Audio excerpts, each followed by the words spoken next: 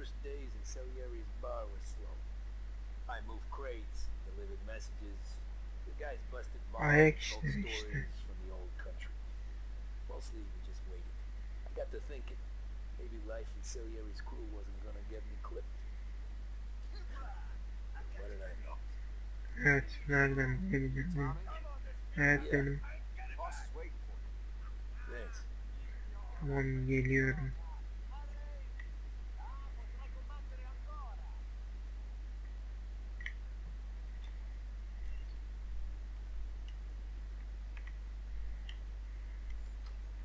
Yürü. There he is. Sorry I'm late. Take a seat. Merhaba.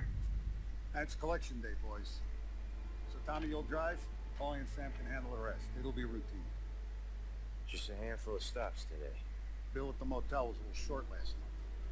We'll make sure he pays us the interest he owes. No problem, boss.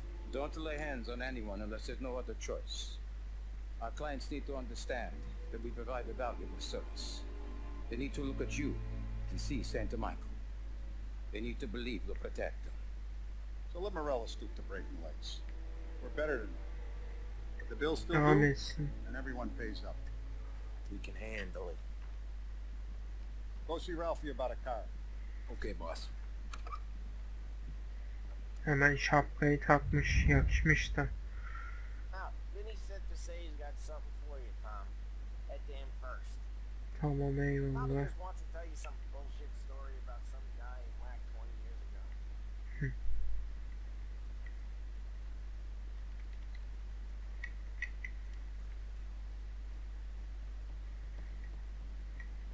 Aç kapıyı.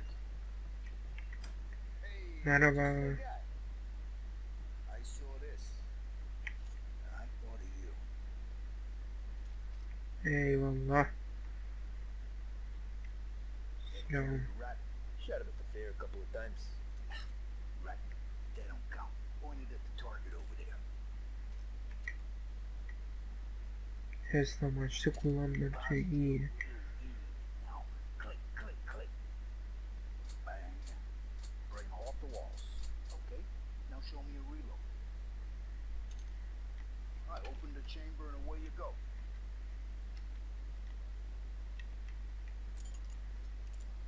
All right. Last thing. Hit. Stick it in your belt. Tamam, koydum. To go. And when shooting starts, Hazır mıyım gerçekten? don't shoot yourself. Thanks, Vincenzo. I appreciate Hadi it. eyvallah. Frank and the boss, Vincenzo. For you. It's good. Tamamdır.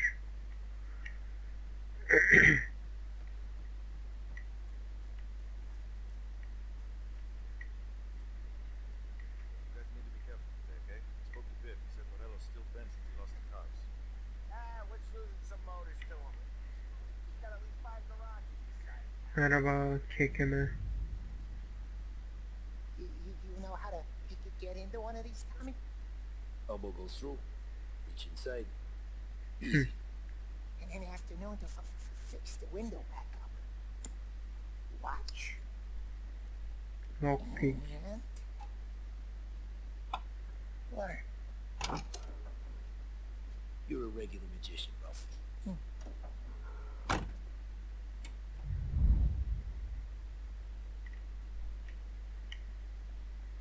on, Tommy.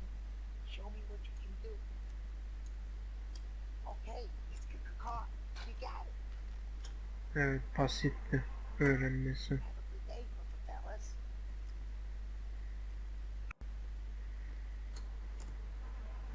First we got Gidelim. Al.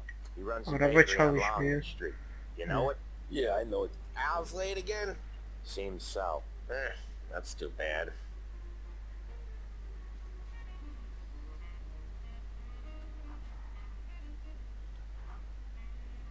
Yardır.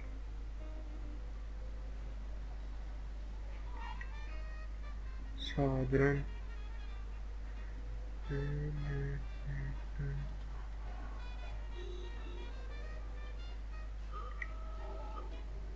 Biz niye sinyal veremiyoruz kardeşim ya? Ne güzel olurdu. Yorundan.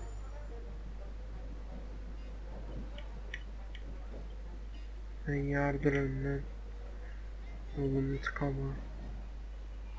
Tıkadı bile. Çık o zaman lan.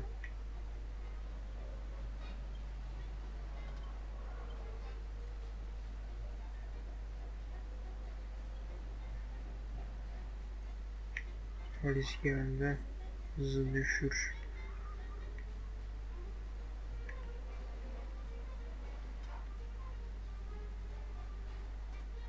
Okay, this is it. Geldik.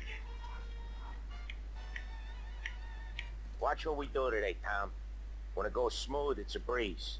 When they put up a fight, sometimes you gotta think on your feet. Sure. Just follow my lead. Tamam, izliyorum seni.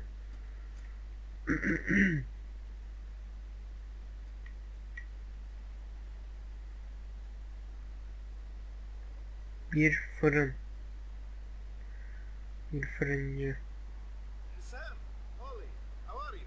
We're good. How's little Julie? So little now, she's turning into a pain in the ass, just like her grandma. Good year, Bankadan mektup. Oh, real good. Now, he's got any trouble around here? Any punks causing problems? Aynen, sorun var mı? Nothing like that. Good. So you got the money. I got it waiting in the back room. Oh, Tommy will get it. You stay here where we can see it. it's been real slow this month, Sam. I was worried that wouldn't happen. Al, I know you'd never hold out on us, but it's good you worry. I mean, how can we protect you and little Julie? Oğlum, bu ekmekler burada bayatlar. Gonna take all day, Tommy? Bunları burada We tutma. got places we need to be. İşine karışmak gibi olmasın mı? Paraları Where's the topla. money? Küfür mü ediyorsun lan?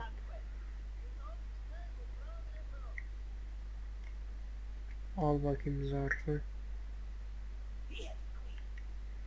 Küfür et lan, bir de el hareketi yapıyor, kol hareketi yapıyor. Şerefsiz.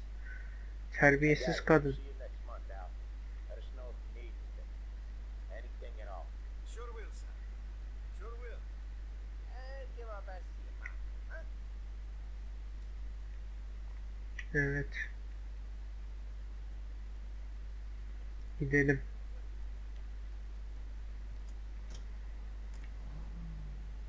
Çabuk abicim, çabuk.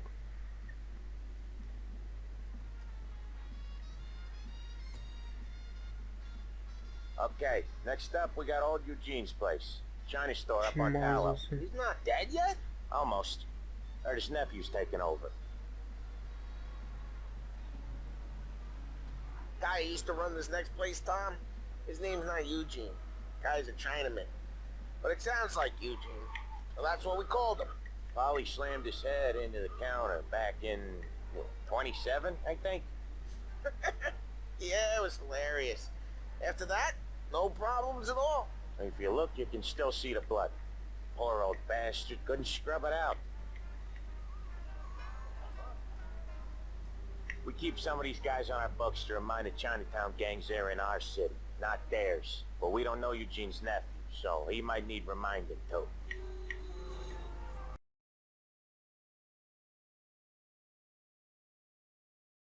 Evet, Çin mahallesine giriş yaptık.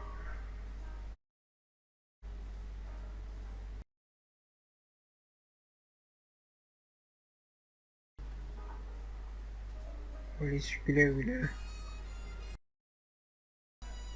This is it.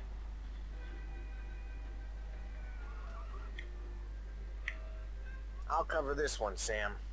You Come sure? on, make Sure, yours. I'm sure.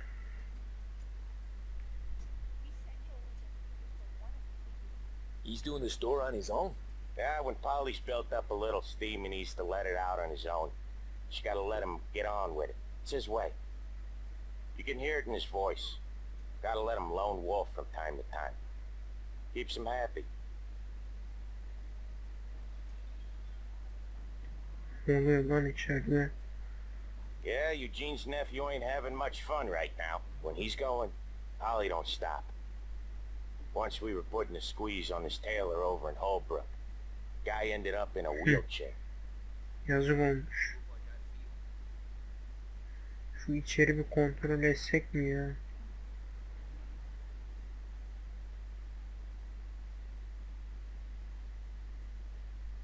Gerek kalmadı. Here he comes. He's a fast worker. Ne oldu lan içeride? Guy before the cop show, Tom.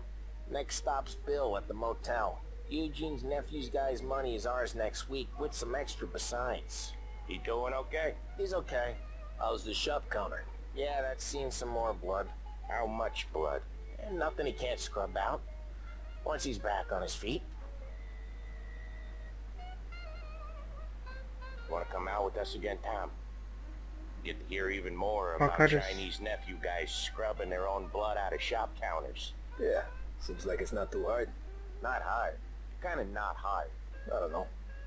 Comes natural to you guys. Don't see why it can't come natural to me.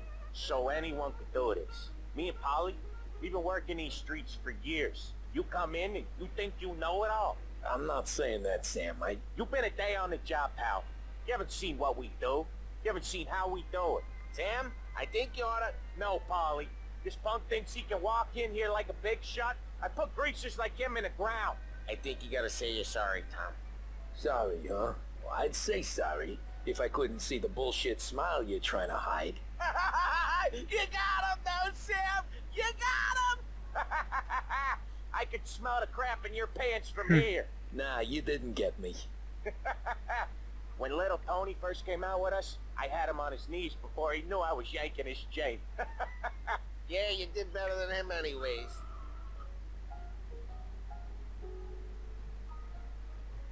Buralar yeni yerler Jesus, ve güzel I yerler. hate it out of the city. You hate it Yeah, most man. places. Yeah, but out here it's worse. How come there's a place so far out of town on our books? Out of town's the safest place for deals. The safest place for card games. The safest place for most of the things we do. We're expecting a big bag of money today. The guy owes. If it ain't big, boss will be pissed. Yeah, this place is a real earner. Oftentimes the places that get you the most dough are the ones most people don't look at twice. Just recently the motel's had a new lease of life. Last stop before Lost Heaven for rum coming up from Cuba. They drive it this far? Sure they do. And that's how we can sell it so expensive. Bill's Motel has gotten to be the place where crates get exchanged. Salieri protects it, but he lets the other families use it too. Even Morello. To keep the peace? Sure. Plus it's far enough away that no one cares. So long as everyone's making money, no one's gonna rock the boat. Anyone else starting to miss the side of streets and sidewalks? You not one for the great outdoors, Polly? He's not one for anything. Indoors, outdoors, in the city, out of the Yani city. aynen. I hate it out here. Like when we sit in the field doing some booze handover or something. It's always knee-deep in shit, and most times it's dark and cold as hell. That's why it's good we got you now, Tom. You can do all the jobs that Polly hates. Well, happy to oblige.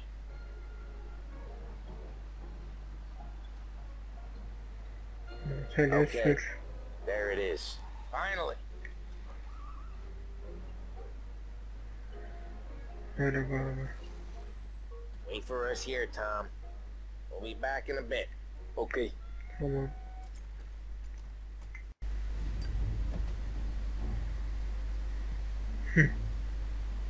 İnanın ayak.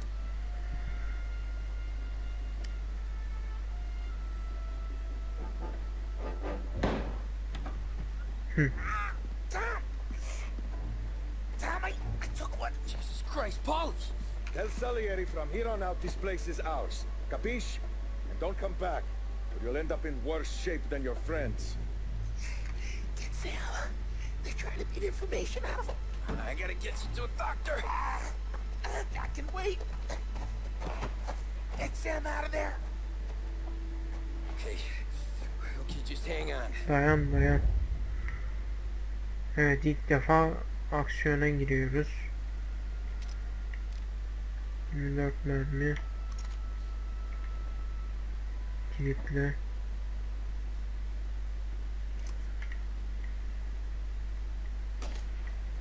Lan yanlışlıkla be.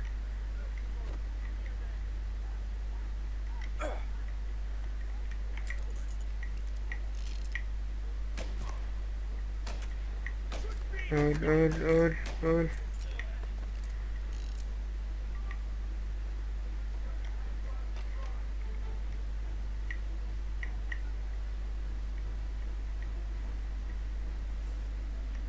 Şuradan çık.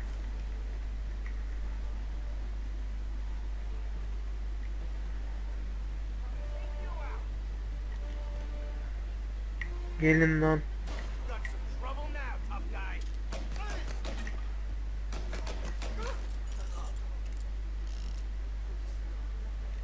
Evet, sizin başınız belada asıl.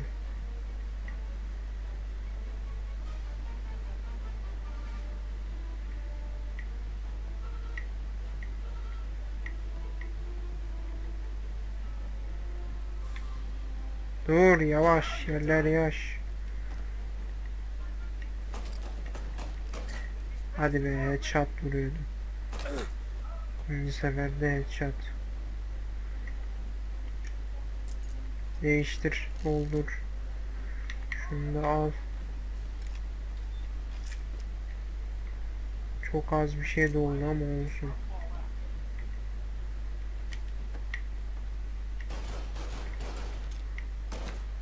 Headshot ketchup. Öl öl öl öl.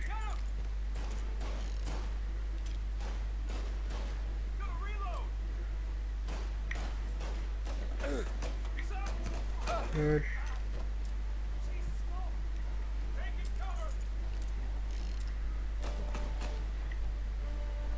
Kaç kişisiniz lan?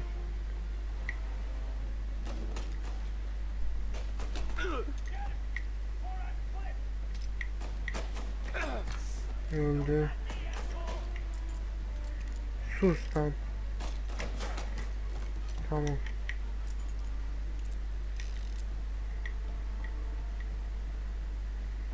Tommy. Buradayım. Sam. Oh, they really went to work on you, buddy. Christ. Come on. You'll be all right. Hadi kaçalım buradan You're bir tough an as önce. nails. Of. Oh, shit. He's got the money, Tom. Oh, catch the bastard.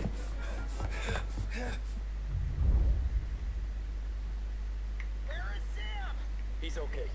Inside. Then go get the money! Bin bin. Ay paranıza.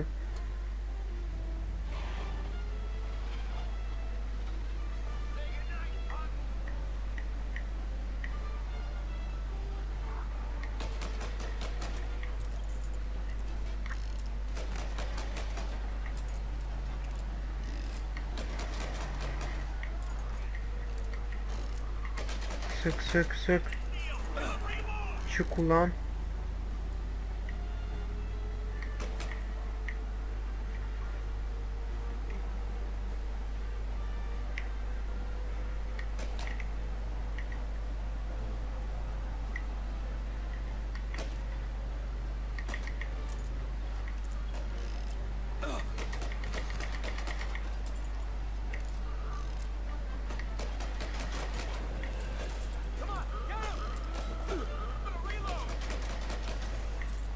Hadi güle güle.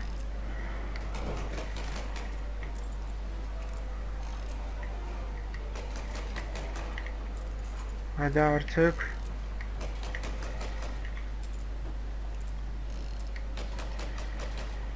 Hadi.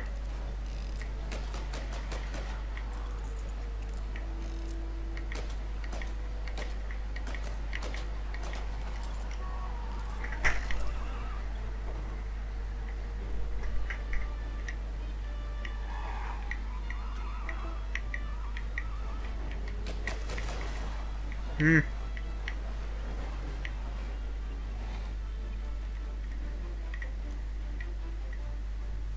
That was when I Enkazı saw ara. what it meant to be on the inside. I should have took off there and then. But I couldn't go back to being a nobody. Evet. Bölüm tamamlandı. Sıradan rutin. Intermezzo. 1938. So that's how a regular palooka goes from cabbie to mob enforcer overnight, isn't it? Evet öyle Just don't oldu. look. Aynen. Didn't feel that way at the time. Me parking on that particular, taking a break just when Paulie and Sam are coming around the corner. What are the odds? It felt like, I don't know, like someone was watching out for us. Whatever helps you sleep at night, pal, but it's a lucky break all the same. I mean, one day you'll bust your back doing an honest day's work in a city that's been trying to scrape you off its heels since the day you stepped off the boat. And the next you're stuffing your pockets full of Salieri's dirty money and lording it over the rest of us. Yeah, it wasn't like that. Back then, Salieri didn't have the run of the city. For every buck Salieri made, Don Morello would turn 10. He paid off cops, politicians, judges, and anyone he couldn't buy. He scared into looking the other way. He did seem to have the city jumping in its own shadow, I'll give you that. Evet. You hear anything about Joey Crackers? Yeah, got his name in the Morello file, sure. Boxer, right? Yeah. That's the guy. Evet.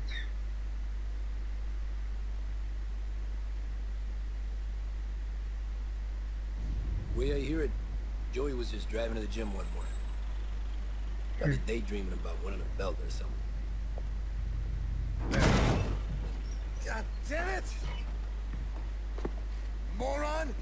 You're driving with your goddamn eyes closed! Look at this!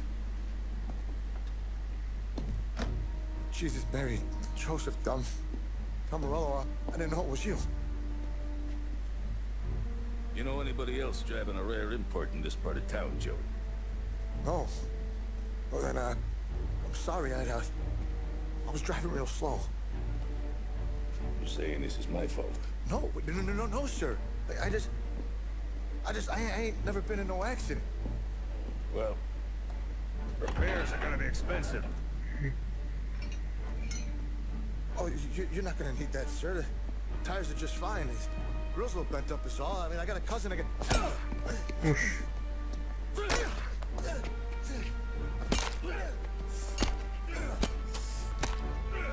Polisler de öyle bakıyor.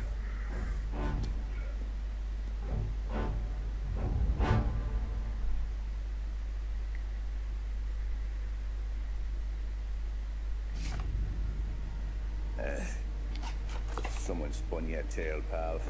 You got an informant right there says Morello made a mint every time Crackers went to the mat. That's true, too. And still, Morello left that poor sap dead in the street. Head all caved in. Don't square. Maybe the Don knew Joey's career was on the downhill. Maybe he was trying to scare some other guy into paying up. Who knows? Don Salieri chalked it up to Morello not being able to think straight when he was mad. You, have any more run-ins with Morello's crew back then?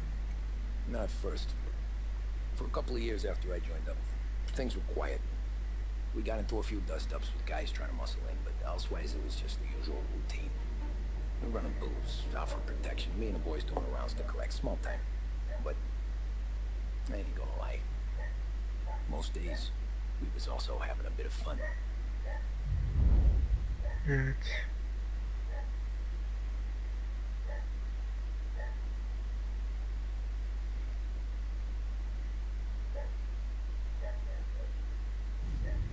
Adil oyun 1932. Tommy, thanks for getting down here so quickly. Yeah, sure thing, boss. What do you need? You know there's a race coming up. Oh, yeah. Paulie and Sam have some money on the local. Mikey Dunn. Evet. That's the guy. He's a good kid, but a bit of a scrapper. Not too smart with his money. A few years ago, Mikey comes to me asking for a loan. He wants to get new tires so he can keep racing junkers out at the quarry. I like fast cars. I figured it'll be a bit of a hobby. Turns out, Mikey's a great investment. The kid can't lose a race if he walks the track. He graduates from the junkers to gal jobs, and I start placing a few bets on him here and there. Next thing I know, I've made all my money back and more. Hey, Sam says he's the guy to beat. He was. We ran all the competition out of town. But now Ralph says there's a hotshot European entering the race. And he's got a car faster than our boys by a country mile. How much do we stand to lose? A truckload. But not just our outfit. A lot of guys from the neighborhood come to me for financial advice. They've all Doğrudur. put money down on this kid. It'll be like Black Thursday around here if he loses. Well, for everyone except Morello. Oh, you think he's from the European? Oh, I'm certain of it. You want something to happen to the driver? Can't find him. Morello's got him holed up somewhere safe. Besides, if he drops out or disappears now, none of our wagers will stay. Everyone will cry foul, say the race is fixed. What about his car? That's the ticket, Tommy. Ralph knows a guard at the track. You go down there tonight, you boost the European's car, bring it to one of our mechanics, and make a few adjustments, you bring the car back. Should be no problem, boss. Evet. Evet, bu içerik benden bu kadar olsun. Şimdi görüşürüz.